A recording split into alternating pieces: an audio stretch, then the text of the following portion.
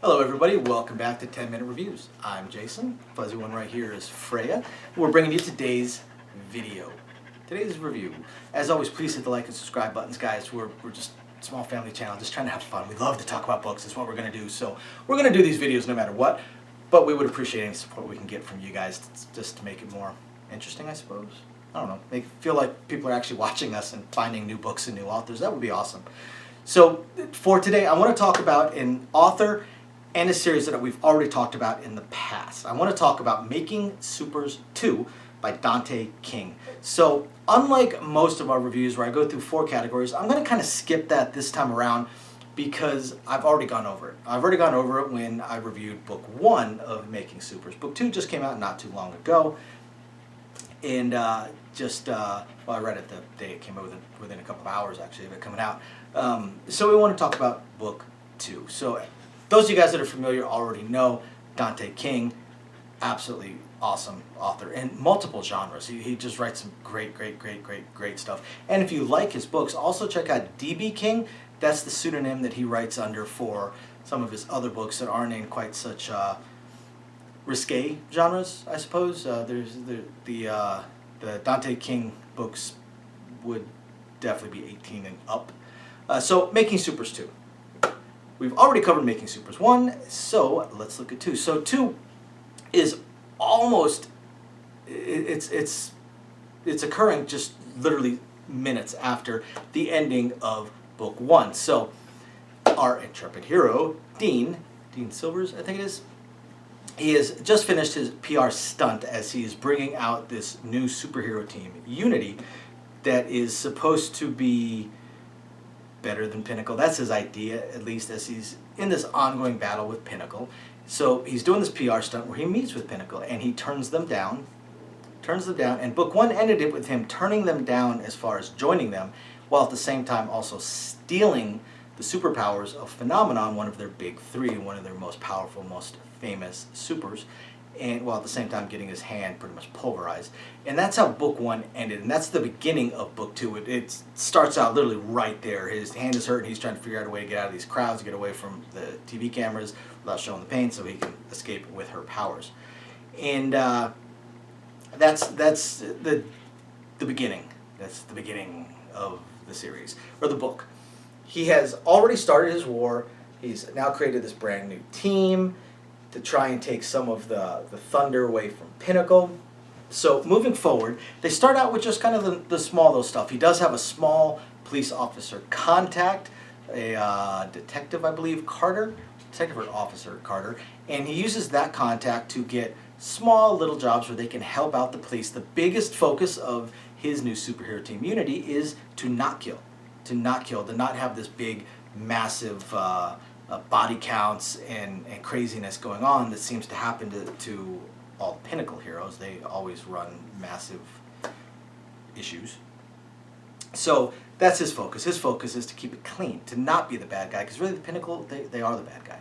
And through this he starts to develop a closer relationship with Officer Carter. He ends up actually meeting the chief of police. That turns into an interesting meeting, I guess would be a good way to put it.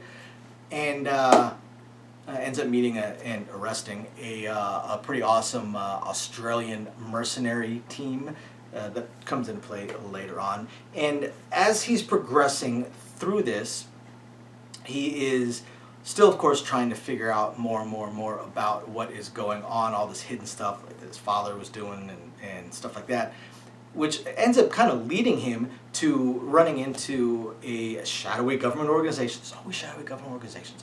To running into a shadowy government organization. They end up going by the Firm, and he kind of uses his winning personality. Basically, he's a smart asshole, and gets a meeting with them, only to discover that his father, that seems to be pulling the strings to everything, has joined up with them and is pulling their strings as well. So using them, he manages to get them a new hideout, pretty awesome little hideout. He also manages to kind of steal their main contact by giving her superpowers. We all know how that happens to be done.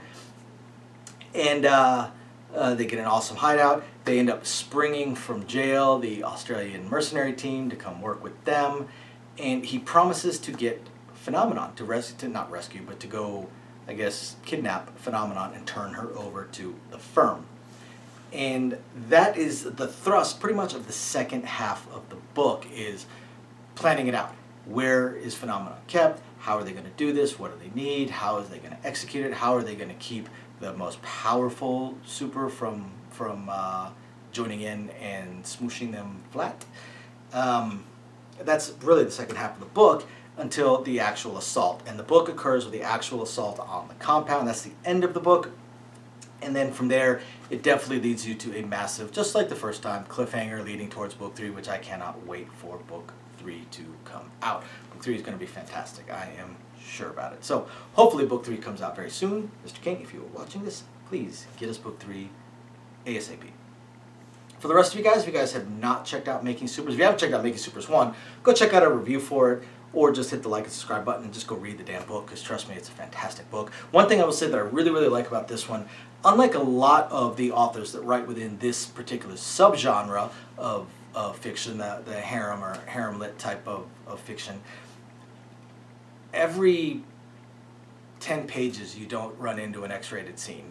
For some reason, some of the authors like to add, just have, 2 out of every 10 pages is full of banging. Now, it doesn't mean that Dean is not having his fun time with his multiple ladies, but it's not overwhelming to the book, and he also doesn't add too much to it initially. He does, of course, add the one that we told you about, that he kind of stole that contact, turned her into a super, but outside of that, through the entire book, he only added one more to the group. Now, there's definitely some hints of some potentials for others, but it's another thing I like about Dante King and how he writes these books is he doesn't just overload it with female characters to the point where you look at it going, this is just silly. This is just silly. It's unmanageable.